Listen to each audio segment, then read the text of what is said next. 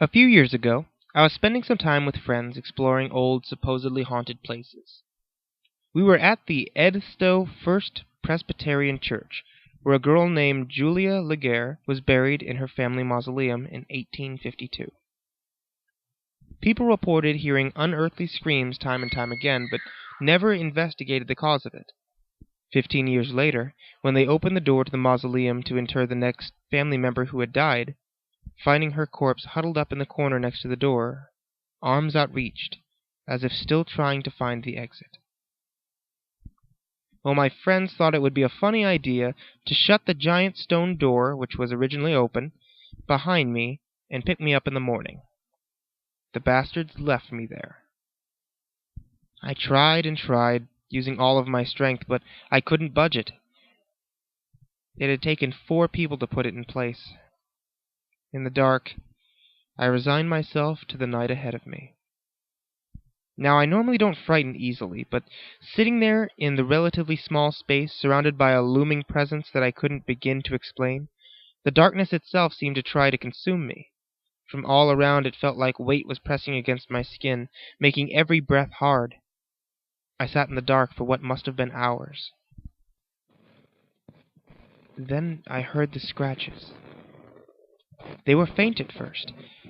I was sure that it was my imagination, but soon they became more and more frantic as time passed.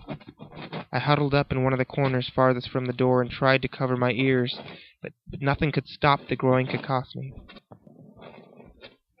This all may have lasted for a few minutes, but every second was an unbearable eternity. Then a loud scream echoed through the darkness. It was a wail of unrestrained pain and fear. The scratching stopped. For the first time I could distinctly make out the sound of a girl sobbing to herself, the pitiful gasping of one without a shred of hope left.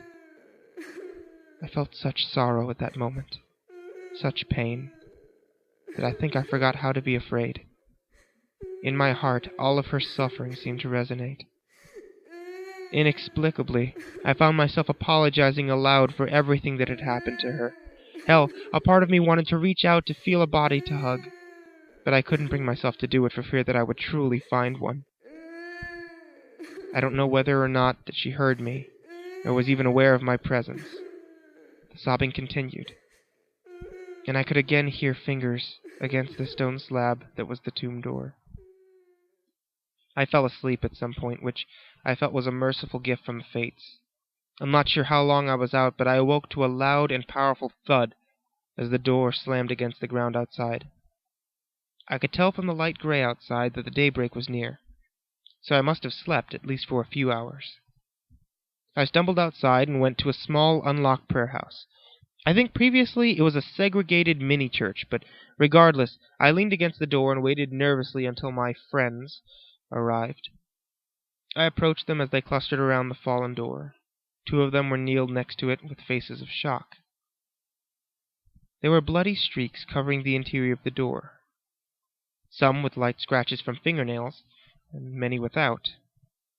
I think now that she must have screamed when they broke away from her hands, but I can't be sure. At first they looked at me, then checked my hands, then nervously glanced at one another.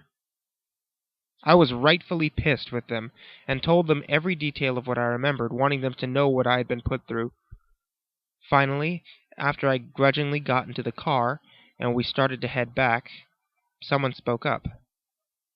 My friend said to me, "We were afraid to say anything, but look at your face." I later found out that many times people had tried to permanently seal the entrance to the mausoleum, including enough heavy locks and chains that would require heavy equipment to remove it, only to have found them torn open with the door lying on the ground once more. This was in the 1980s, the last attempt of many throughout the decades. It seemed like some force was ensuing that it was impossible to ever repeat the mistakes of the past. This is something I'm understandably quite grateful for, but to this very day I'm chilled to the bone when I think of what happened that night. When I reached from the back seat and adjusted the rearview mirror, I saw that there was blood caked on my face. Just like the streaks upon the stone slab, there were dark red lines on either side, as if someone had gently cradled my face with torn fingers as I slept that night, feeling the warmth of another for the first time in over 100 years.